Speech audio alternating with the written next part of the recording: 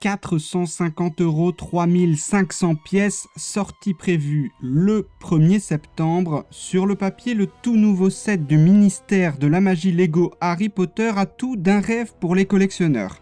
Mais quand les visuels ont fuité, j'ai eu un énorme doute.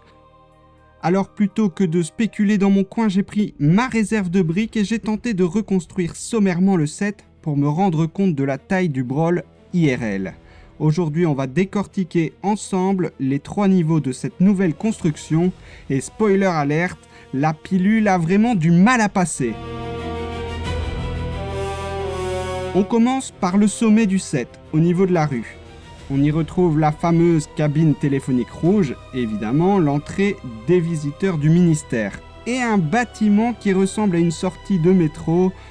Je ne m'étendrai pas plus sur l'arbre, qui est là plus pour la décoration qu'autre chose. Premier problème, et pas des moindres, où est le mécanisme ? Dans le lore d'Harry Potter, je rappelle que la cabine est un ascenseur qui s'enfonce dans le sol, et là il ne semble y avoir absolument aucun système pour faire descendre la cabine vers le bas. Et ce bâtiment de métro là, franchement, ça n'a aucun sens architectural par rapport à la scène du film, je ne comprends pas ce que ça fout là. Visuellement, c'est très pauvre, c'est plat et ça prend de la hauteur pour rien. Une entrée de surface très décevante et plus inutile qu'autre chose. Je ne suis même pas sûr que les amateurs de bâtiments modulars y trouveraient leur compte. On descend d'un cran pour arriver au cœur du ministère. On nous propose une succession de petites scénettes, notamment le bureau de Dolores Umbridge ou celui de Kingsley Shacklebolt évidemment. Mais regardez-moi ça, ce sont des pièces miniatures ultra exigeantes et étriquées. Le ministère de la magie est censé être cet endroit majestueux, gigantesque, étouffant, sous terre. Là, on perd complètement la sensation d'immensité. Il aurait dû être beaucoup plus profond. J'aurais préféré avoir plusieurs bureaux et des cheminées d'arrivée sur les côtés. Et le pire dans tout ça, c'est que ça me confirme qu'il n'y a aucun mécanisme sous la cabine téléphonique. Pourtant, quand on regarde la partie droite de la structure, elle semble assez épaisse, lourde. Lego avait largement la place d'y caser des engrenages ou une glissière pour ajouter un semblant de jouabilité en mettant la cabine de téléphone de ce côté-ci, donc à droite quand on regarde de dos. C'est une vraie opportunité manquée, je pense.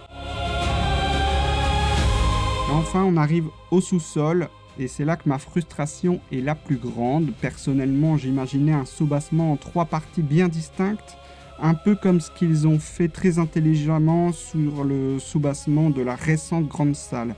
J'aurais voulu retrouver notamment la salle d'audience du procès d'Harry, mais ils l'ont mis au rez-de-chaussée. Évidemment, les étagères d'archives avec les prophéties et la salle de l'arcade avec le voile de la mort. Au lieu de ça, on a un niveau inférieur très tassé, qui peine à rendre hommage à certaines des scènes les plus sombres et épiques du 5e film. Côté figurines, on nous en annonce 14, même si j'en compte 15 si on inclut la statue dorée de l'Atrium qu'on voit sur les visuels. Le casting est plutôt dense, Dolores Umbridge, Kingsley Shacklebolt, Voldemort, Lucius Malfoy, Sirius Black, Dumbledore, évidemment le trio habituel Harry, Ron et Hermione, ce qui semble être Mrs. Fig, mais une question me vient naturellement à l'esprit, où est Béatrix Lestrange ? On parle du set du ministère de la magie, c'est littéralement Béatrix qui envoie Sirius à travers le voile de la mort. À partir du moment où tu fous ce voile de la mort dans le soubassement, et Sirius Black en plus, pour moi, tu dois mettre Béatrix. Ne pas l'inclure dans ce set à 450 €, c'est une hérésie totale. Donc, on ne va pas se mentir, pour 450 €, le prix annoncé, c'est une énorme déception. Une énorme déception. À titre de comparaison, la banque Gringotts coûtait 430 €. Je suis d'ailleurs en train de terminer sa construction et je vous ferai une vidéo dédiée très bientôt à ce sujet. Mais Gringotts, c'était une vraie construction, un monument, un plaisir d'assemblage, une hauteur folle, de la jouabilité. Je suis en train de prendre un plaisir fou à la construire. Ici, pour 20 € de plus, admettons même que le set passe à 400 € au lieu de 450, le ministère semble tellement maigre en comparaison. Franchement, j'aurais préféré 1000 fois qu'il supprime complètement ce premier étage avec la cabine téléphonique. De toute façon, il n'y a aucun mécanisme lié à cette cabine, donc il n'y a pas de grande utilité à avoir ce premier étage. Et mettre tout le budget sur le bas afin d'offrir un ministère souterrain massif et vraiment imposant avec un effet de profondeur qui aura rendu le set vraiment emblématique et magnifique. Au final, ce set sera vendu plus de 4 fois plus cher que l'ancienne version. Bref, en l'état, je ne suis pas certain que ça vaille le coup de l'acheter dès la sortie. Il faudra évidemment surveiller le Gift with Purchase prévu le 1er septembre pour voir si ça fait passer la pilule. Mais j'ai la nette impression que ce set pourrait très rapidement être bradé sur les sites de seconde main. Dites-moi en commentaire ce que vous pensez de ce ministère. Est-ce que vous allez craquer Day One le 1er septembre ou vous partagez mon avis et vous allez attendre un petit peu?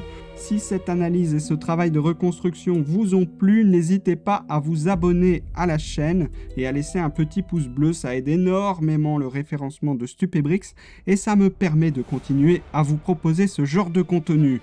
D'ici la prochaine vidéo, prenez soin de vous et comme toujours, continuez de construire vos rêves brique par brique.